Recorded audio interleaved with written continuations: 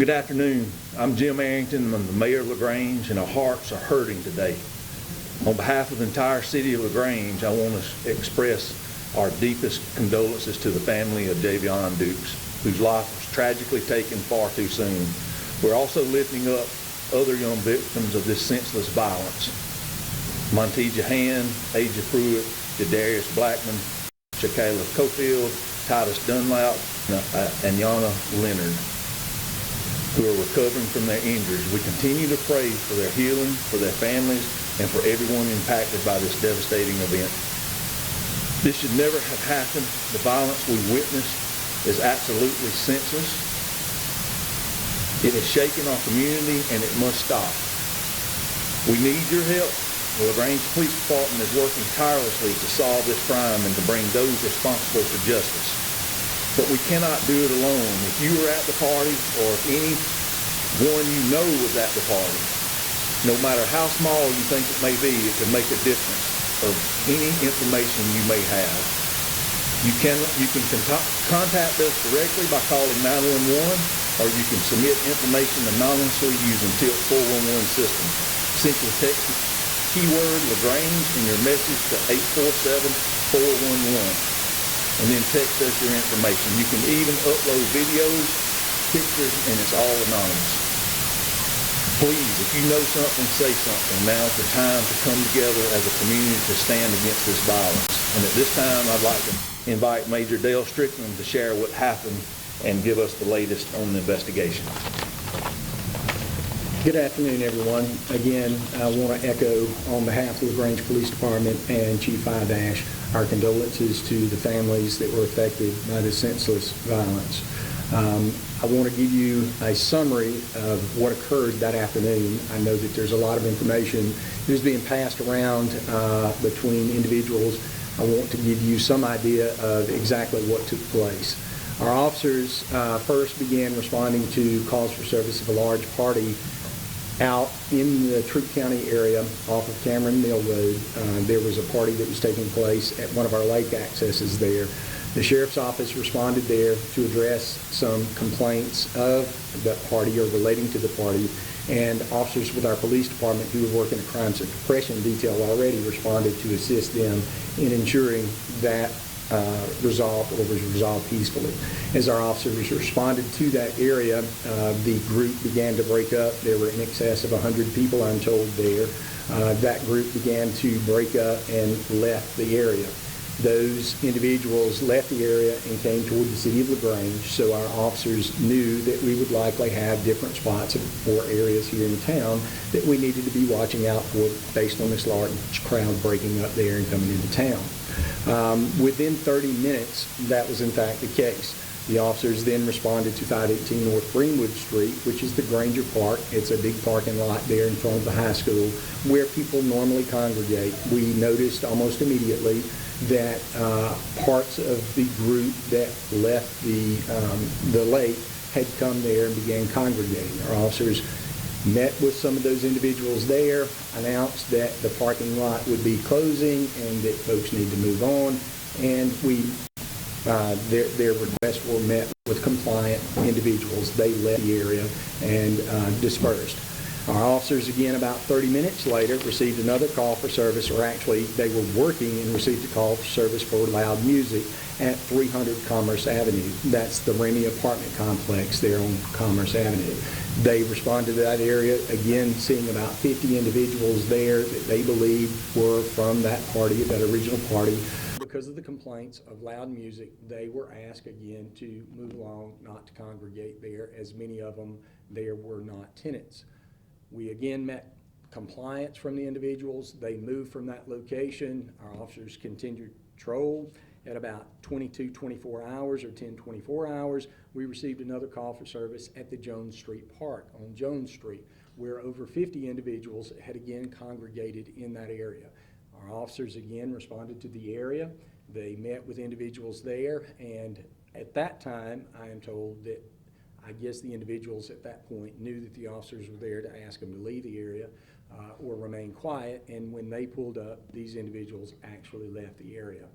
Our officers continued to patrol throughout the night, and at about midnight or 9 minutes after midnight, the officers working the zone on Seminary Street actually went to Seminary Street, and they began observing large numbers of cars begin to congregate around Hill Street and Seminary.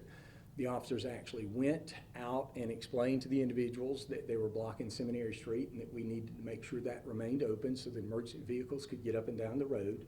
They also met with the homeowner there at 105 Seminary Street and discussed with them the issues with loud parties, and got agreement that they would work to ensure that everybody remained in the backyard, that everybody remained quiet, and we immediately began gaining compliance with parking.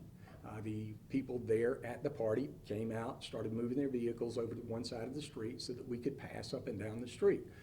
The officers knew that it was a large party, however, everything seemed to be very contained, no significant issues. There were a couple of individuals that were observed drinking alcohol. The officers addressed them and made sure that they understood that they could not walk up and down the street drinking alcohol.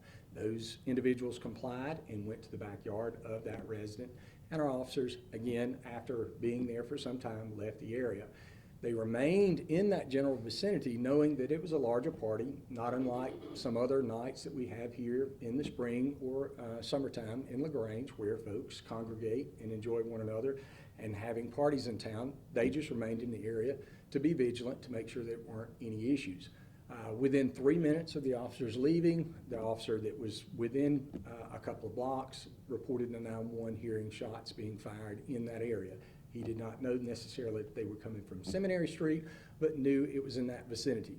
Almost immediately, the 911 calls started coming into the dispatch center, letting us know that a shooting had occurred and individuals had been shot. We had officers that immediately responded to the scene and began rendering aid. We contacted emergency services, the fire department, and EMS, who also responded and started providing immediate aid. We had as many as 15 officers working that night. That is at least 5 to 7 more officers than we normally work, as we were running a crime suppression unit to address these type deals. That's why they were there. They were in the vicinity. They heard what was going on. There was no way for our officers to predict that there would be a shooting there. They were there trying to ensure that folks had a good time, but did not commit crimes. Our officers, again, responded appropriately. They rendered aid. We got individuals to the hospital as quick as we could. We even had officers that transported people to the hospital so that they could get quick aid. Our detectives, a team of detectives, half of our detective division, I would say, was out almost immediately and began investigating, and almost our entire detective unit remains vigilant in investigating that.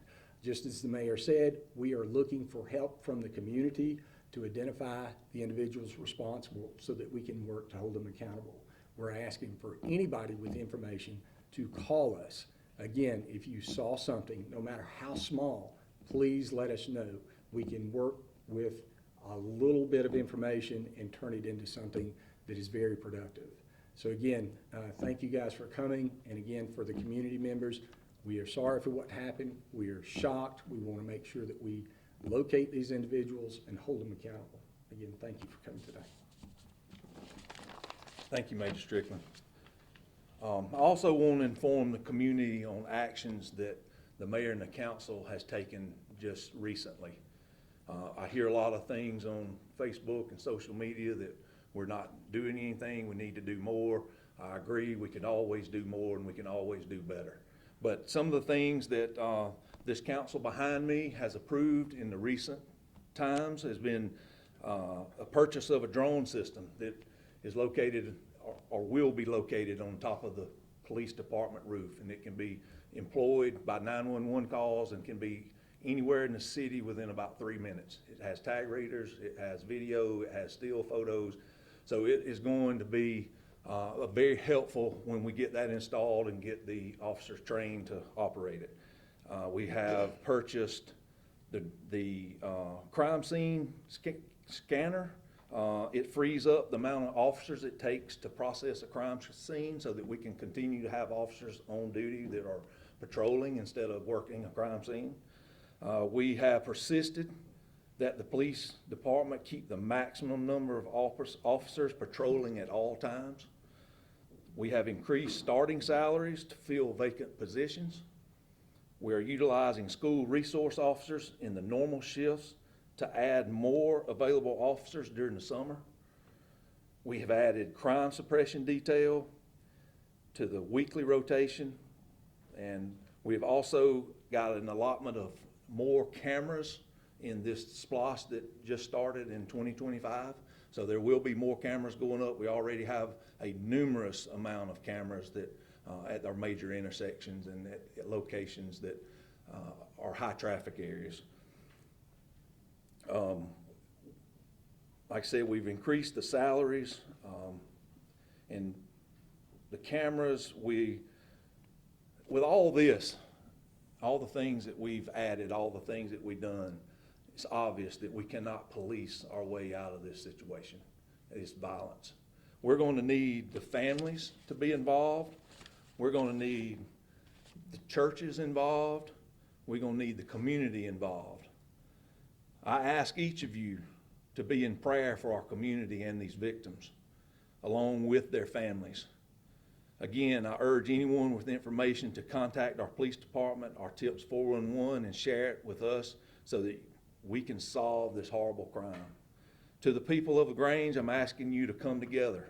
We must stand united in the face of this tragedy. We must support these families. We must help our police solve this crime, and we must do everything in our power to prevent future violence in our city. LaGrange is a community that cares. I know we can come together and be stronger if we stand together. Thank y'all. Major Strickland, any idea on the motive? No, sir. We're still working through that. This investigation is brand new. We're still actively working. The entire team is working to identify the people responsible and a motive for the crime. Is this the first time that parties like this have happened in the city where they've started in one location and moved to multiple locations?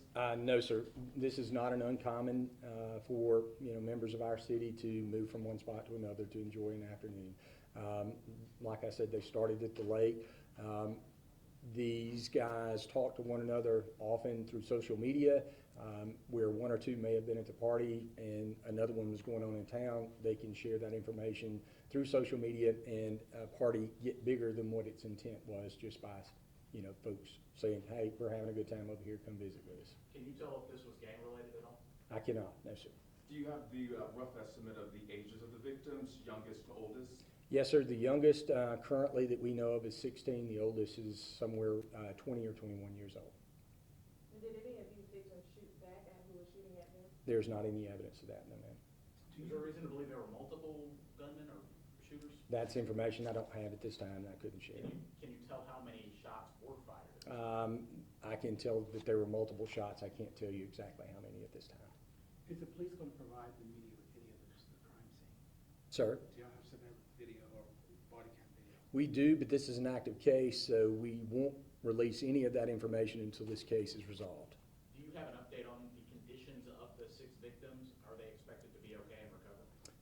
I know that one of the victims still is in critical condition. There are other ones that I know that are actually expected to recover. I don't have the specific details on that right now. We can get that information to you guys. Was the homeowner there for the party or that was just their home and they showed up? Both. That was the homeowner was there. It was a party that they were involved in. It was both. You said the homeowner spoke to police before they left.